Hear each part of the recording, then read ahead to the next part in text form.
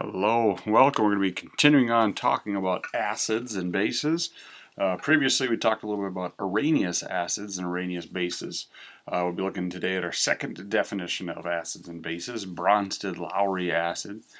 Bronsted was, I believe, another Swedish chemist, and then Lowry was an English chemist. They both sort of came up with a similar definition right about the same time, so it's named after both of them. It's a very similar definition, talking about the same general idea. For a Bronsted-Lowry acid, this is a molecule or an ion that's a proton donor. So a proton is a hydrogen ion. That'd be what a proton would be. Typically, all hydrogen comes in the form of one proton. It typically has no neutrons, and if it's an ion, it has no electrons, so it'll just be the proton all by itself. So that's very, very similar to what we talked about with the Arrhenius acid. That our Arrhenius acid increases hydrogen ion concentrations. Here we're donating hydrogen ions. One big difference here is that when we're talking about Arrhenius acids, we're basically talking about something that is dissolved in water. It always has to be in water. Here, it does not have to be in water. It's a little bit more broad of a definition. So we'll take a look at a couple of like Bronsted-Lowry acid equations. Here's one similar to what we did yesterday, except here we don't need to combine it with water. Here I'm combining it with NH3 with ammonia. And our hydrochloric acid, still our acid, is going to donate that hydrogen. Instead of donating it to water, like it would with an Arrhenius acid, it's going to donate it to the ammonia. If we add another hydrogen onto ammonia, we get ammonium, and then we'd be left with that chloride ion. So it has donated its hydrogen to something other than water this time. Another example here, if I have water and ammonia, in this case actually, our water is going to act as an acid, and it's going to donate its hydrogen to that ammonia again, and we get ammonium and hydroxide. So our water has acted as an acid, a little bit different than what you expect under the Arrhenius definition. We'll talk a little bit about that double arrow you see there in just a few moments. Bronsted-Lowry base. That base then is going to be the molecule or ion that's the proton acceptor, the one that will be accepting that hydrogen as it goes through the reaction. So if I look back at this example here, our hydrogen acceptor is ammonia. That's the one that's going to be accepting our hydrogen. So that would be our Bronsted-Lowry base. Bronsted-Lowry acid-base reaction. Protons are transferred from one reactant, which would be our acid, to another reactant, the base. That would be just our general reaction between those two things. So I'm sure you're hopefully pausing at various times as we're going through this, so you get some time to write things down. If we were in class, obviously I would be pausing and giving you time to write it down. That's up to you by pushing the little pause button. As we move along here, a monoprotic acid. Mono hopefully jumps out as meaning one. A protic sounds a lot like proton, so we're talking about one proton acid, an acid that can donate one proton per molecule, essentially meaning it's going to be an acid that has one hydrogen. Like the examples there, HCl, hydrochloric acid, HNO3, nitric acid. So those both have one proton that they could donate, and then they'd be done. There'd be no more protons available for donation. We could then, there's monoprotic. If we have more than one, that Greek prefix meaning more than one is poly. So we have polyprotic acid, and these are acids that can donate more than one proton per molecule. And when that actually happens, it involves multiple reactions. When you actually look at the physical process that is going on, it's not just like for sulfuric acid, there H2SO4, it doesn't just donate two hydrogens immediately. It donates one, and then in another separate reaction, then it would donate the second one. So we'll take a look at an example of that sulfuric acid there. You could specifically say, like sulfuric acid there, H2SO4, you call that diprotic for two.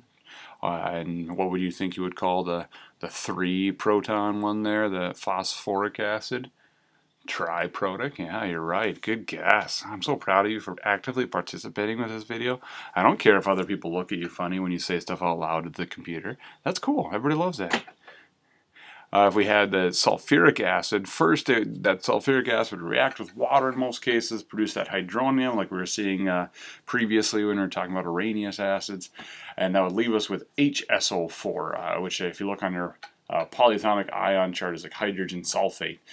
So then that hydrogen sulfate still has one more hydrogen, and that would go on into our second reaction. We now have that hydrogen sulfate becomes a reactant over here on this side, combining with water, and produces another hydronium, and now our sulfate. So you'd have those two separate reactions, separate processes where it loses one hydrogen, and then in a second reaction then that ion then goes on to lose a second hydrogen. If we had done the phosphoric acid, or other example of a polyprotic acid, we would have needed 3 reactions to do that. Whew. Going along, cruising along. Conjugate pairs. We have an acid, and it sort of pairs up with a conjugate base, and then the base would pair up with a thing called a conjugate acid. So what is this conjugate base? Let's zoom in and take a closer look. A conjugate base is our species, or just it could be a molecule, an ion, an atom, whatnot, that remains after an acid has lost its proton. So what's left over afterwards? So your acid, like hydrochloric acid, HCl, after it loses that hydrogen, there's just chloride left. So chloride would be that conjugate base. Another example, hydrofluoric acid. When you lose our acid here, loses its hydrogen, what's left over is fluoride. That would be our conjugate base. Our conjugate acid, if we zoom in and take a closer look at that one, is our species that formed when our base gained a proton. What's that new thing that has now the extra proton? So if I look at this same example here, the hydronium would be that conjugate acid then. That's the one that has gained a proton. When we look at a reaction, some guidelines, one thing you're going to be doing is you're going to be identifying what is the acid, the base, the conjugate acid, and the conjugate base. Those will be the 4 parts, the 4 chemical compounds that are involved. Some guidelines we'll be following, regardless of which side of the reaction it's on, doesn't matter if it's on the right or the left.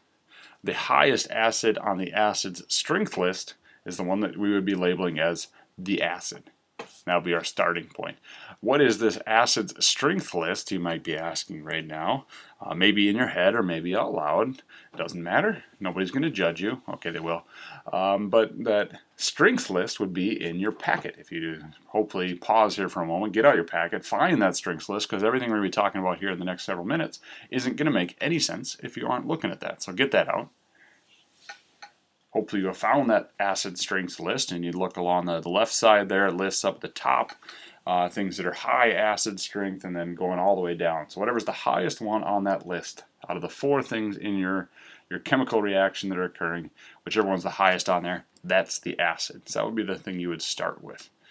The acid and base are always on the same side, and then the conjugate acid, conjugate base are on the other side. So once you've identified the acid, whatever's there on the same side of the equation with it, that's the base. If our acid is not a strong acid, up at the top of that acid strengths list, there's like a square bracket for the top, I don't know for sure how many of them, 7 of them or something like that, and that says they're strong acid. So if it's a strong acid, it's a single arrow like we've usually written our chemical equations with. Otherwise, you're going to be using those double arrows, and those are indicating that this reaction is reversible. It goes both ways. Some of the reactants will react and produce those products, but a lot of them will react back to the reactants, and it's going to be sort of a mix somewhere in the middle of some of each side of the equation. It doesn't go to completion, you would say. The reaction is going to favor going from whatever side has the acid and the base to the side that has the conjugate. So you'd end up with, at the end of the reaction, when it reaches equilibrium, more of the substances in your solution would be that conjugate side, the conjugate acid, conjugate base side. So the reaction would go in that general direction, producing more of the things on that side. The stronger the acid, the weaker that conjugate base that pairs up with it is going to be. And if you look at that acid strengths list, it lists an acid, and then if you go straight to the right across that list, it's going to list the conjugate base that would go with that acid. That conjugate base being whatever it is, when you've stripped away the hydrogen, what do you have left over? That's its conjugate base, and it would be a weaker conjugate base, not very active. And same idea, the stronger the base, whatever you're starting with, that means the weaker that conjugate acid that's going to be formed is. Okay, so let's take a look at some chemical reactions here, some examples, and we'll identify what is our acid and our base, what is the conjugate acid and the conjugate base, and whether or not we should have a single arrow or a double arrow, and which way does the reaction favor. So that's a lot to do. Hopefully by the time we're done here, you're only a little bit confused, not horribly confused. So let's say we're looking at this one here. We got HClO4, H2O, H3O plus, and ClO4. We got those four things. I'm going to look, or you're going to look, on your acid strengths list and find which one of those four, and not all four of them will probably be listed on the acid strengths list, but out of those, which one's the highest on the list. So identify that. Pause here quick. Find that on the list. So the one that was highest on the list was our HClO4. Hopefully you see that. That's out of these four things, that's the one that's highest. So if that's the acid, the one that's next to it, the one that's with it, is our base. The conjugate acid is the one that gained a hydrogen on the other side. The conjugate base is the one that lost the hydrogen. So we got our conjugate acid is the hydronium because it has gained the hydrogen. The conjugate base is our chlorate ion. Chlorate? What is that? Perchlorate? Because it has lost an electron or a hydrogen. Is the HClO4, is that one of our strong acids? That will determine whether or not it's a single arrow or a double arrow. Because it is a strong acid, we'd get a single arrow, and it always goes from the acid to the conjugate acid side, so our reaction would favor going to the right in this picture. Most of our substances on this side would react, and at the end we'd have a lot more of these substances that would be existing and only a small amount of these left over. Okay. Let's take a look at this phosphoric acid here. A little note there at the bottom, we're not going to deal with it, but if we were doing this complete reaction, we'd have two more reactions where our hydrogen phosphate here goes on and reacts with water again, loses one, and then a third one where we lose that final hydrogen until we're all the way down to just plain old phosphate. But that's not what we're focused on right now. You should pause, probably find that conjugate acid, find the acid, whichever one's highest, and then identify our base, our conjugate acid, or conjugate base, figure out whether it's a double arrow or a single arrow and stuff. See if you can do that on your own here before you have me tell you, see how well you're understanding and grasping things. So hopefully you've taken a look at it. If you look through the list and you find whichever one is highest, your gut instinct might be to tell you like, oh, it's a phosphoric acid because that's phosphoric acid, but actually highest on the list is going to be the hydronium ion. That's our strongest acid actually. So that would be our acid, and then since it's next to H2PO4 negative, that's our base. They're together on the same side. The conjugate acid is the one that has gained a hydrogen. So this one, H2, went to H3. That's got one extra hydrogen. That's our conjugate acid. H3O went to H2O. That lost a hydrogen. So it's got a conjugate base. Next question would be whether or not is hydronium in the strong acids. No, it is not. So we have two arrows going. It's going to be a more reversible reaction where it's not going to be a very complete reaction. We're going to have a mix of all of this stuff in our solution when you're all done. It's not going to be more of one or much more of one than the other. Which way does it favor? It favors going from the acid to the conjugate acid side. So in this case it would actually favor going to the left. You'd actually have more of this in the solution than you would of the hydronium and H2PO4 negative. Another quick example for you to do here, hopefully you'll pause. Same deal, finding all that acid base, conjugate base, single arrow, double arrow, etc. Highest one on the list is the hydrochloric acid, HCl, so then ammonia next to it would be our base. Which one gained a hydrogen would be the ammonium, and which one lost a hydrogen, conjugate base then would be the chloride. Is HCl a strong acid or not? Yes, it is. So our reaction favors going to the right.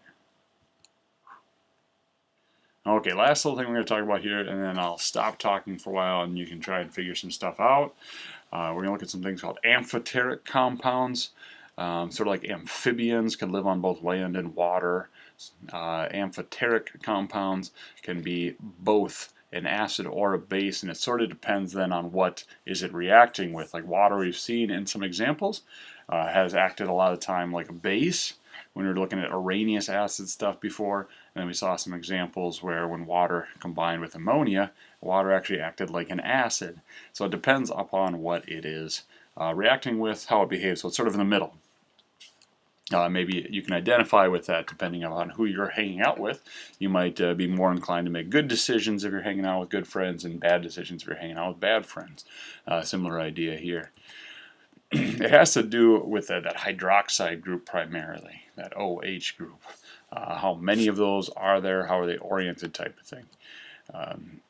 And primarily the biggest driving factor is going to be the number of oxygens in a lot of these compounds. How many oxygens does it have? The oxygen is a highly electronegative. So that means electronegativity, that it attracts electrons, and when it bonds with stuff, then it pulls electrons over and makes the charge uneven, which we call polar, meaning that one part of our molecule is really negative, typically the oxygens, and one part of our molecule is more positive, a lot of time the hydrogens. And when they have those uneven distribution of charges, positives and negatives, and they're going to be more attractive. There's more charge to interact with and attract it to other compounds. So that means that they're going to be more attractive. They'll react more to other things. And in general, if this substance reacts more to other things, that would be the thing that we would think of as being more acidic. They're more reactive. You think about it in the movies, you pour acid on something, it boils and bubbles away, people scream and stuff. So that more oxygens, typically, the more acidic something is, because those oxygens make the compounds more polar, more unevenly distributed in their electrical charges. So, if I look at these three here, all chromium, hydrogen, and oxygen compounds, the general guideline would be the one that has the most oxygens is going to be the most polar, the most acidic. The one that has the fewest oxygens in this little family here would be the one that is the least reactive, essentially, and that would be the one that's a base.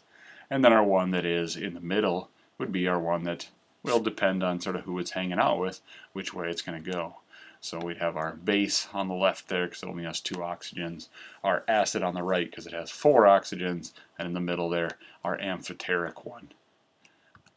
So in general, the more oxygens, the more acidity that our compound would have. So I'm going to close off there. That's a lot for you to absorb. Feel free, of course, to rewind and rewatch a couple parts that I know was pretty riveting and stuff. So that could help you out if you're confused on stuff, especially after you started maybe looking at the assignment. Go back and like, oh, I didn't catch that. Reread it, rewatch it, and then maybe like, oh, it makes more sense this time. Hopefully. So good luck. Get to work. Be productive. Don't copy off of somebody else.